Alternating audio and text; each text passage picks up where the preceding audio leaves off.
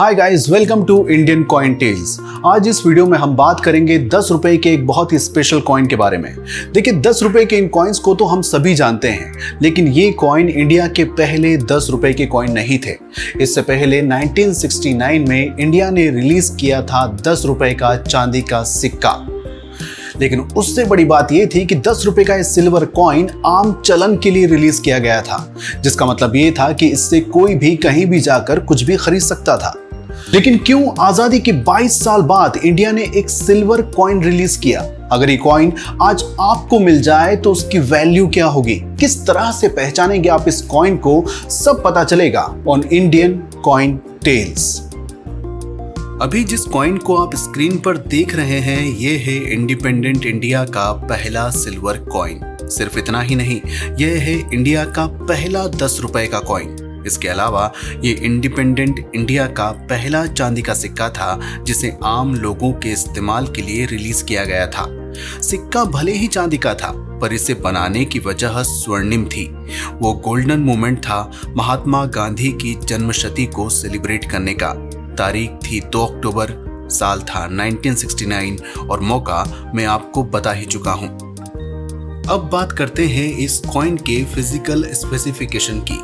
15 ग्राम के ये coin mix metal से बनाए गए थे, जिसमें सिल्वर का परसेंटेज था 80% और निकल का परसेंटेज था 20%, और इन कॉइन्स का डायामीटर था 34 mm।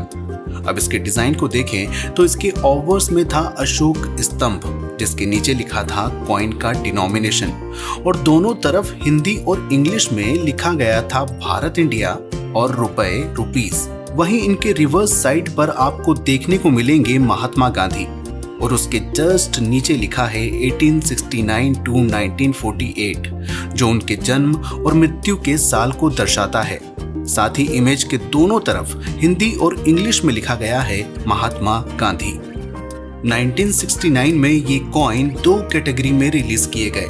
पहला रेगुलर सर्कुलेशन के लिए, दूसरा कलेक्टर्स के लिए, वीआईपी सेट्स, यूएनसी सेट्स और प्रूफ सेट्स में।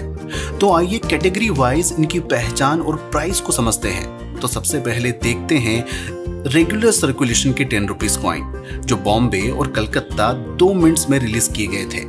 यहाँ इनकी कीमत बताने से पहले मैं आपको बता दूं कि ये सभी 10 रुपीस सिल्वर कॉइन उन यूनिक कॉइन्स में से हैं जिनका मिंट मार्क इनके ओवर साइड पर है, जबकि अक्सर ये होता है कॉइन के रिवर्स साइड पर।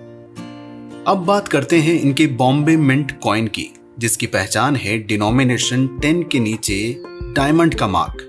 आज बॉम्बे मिंट के इस एक यूएनसी कॉइन का प्राइस है 900 रुपए से लेकर 1100 रुपए तक। लेकिन अगर ये कॉइन आपके पास यूएनसी कंडीशन में नहीं है तो कीमत होगी 650 रुपए से 750 रुपए तक, depending on condition.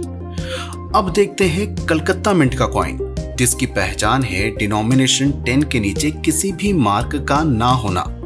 Calcutta mint के ये कॉइन बॉम्बे मिंट से कीमती हैं, और इसके एक यूएनसी कॉइन का प्राइस है 1800 रुपए से 2200 रुपए तक। लेकिन अगर ये कॉइन आपके पास यूएनसी कंडीशन में नहीं है तो कीमत होगी 900 रुपए से 1400 रुपए तक, डिपेंडिंग ऑन कंडीशन। तो दोस्तों, ये थी रेगुलर सर्कुलेशन में आए कॉइन्स की कीमत। अब बात करते हैं 1969 के UNC sets and proof sets की, जिन्हें अलग अलग कॉइन्स के साथ कॉम्बो बनाकर अलग अलग सेल किया गया। लेकिन इन सभी सेट्स में सिर्फ 10 रुपीस कॉइन ही ऐसा था जो कि सिल्वर का था।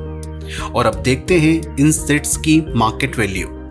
स्क्रीन पर दिखाई दे रहे इस यूएनसी कॉइन सेट का करंट प्राइस है 3500 रुपए से 4500 रुपए तक, जो कॉइन्स के साथ साथ इनकी ओरिजिनल पैकिंग कंडीशन पर भी डिपेंड करता है। और स्क्रीन पर दिखाई दे रहे इस प्रूफ कॉइन सेट की कीमत है 7 से 10,000 रुपए तक, जो तय होती है कॉइन्स के साथ साथ सेट की ओरिजिनल पैकिंग कंडीशन पर भी। दोस्तों, इस कॉइन से जुड़े अमेजिंग फैक्ट अभी खत्म नहीं हुए। बॉम्बे मिंट का प्रूफ सेट के लिए इस्तेमाल किया जाने वाला कैपिटल बी सबसे पहले इन्हीं कॉइन के प्रूफ सेट पर इस्तेमाल किया गया, जिसे बाद में मुंबई के एम मार्क ने रिप्लेस किया। इसके अलावा ये इंडिया के दूसरे कोमेमोरेटिव यानी कि दूसरे स्मारक सिक्के थे और पहला स्मारक सिक्का बना था जवाहरलाल नेहरू पर। दोस्तों ये सिर्फ एक कॉइन नहीं है, ये इंडियन कॉइनेज हिस्ट्री का एक गोल्डन मोमेंट है जिसे आपको अपने कलेक्शन में जरूर शामिल करना चाहिए। लेकिन उससे पहले सब्सक्राइब का बटन दबाइए, बेल आइकन को प्रेस कीजिए ताकि हम सुनाते रहें और आप सुनते रहें इंडियन कॉइन टेल्स।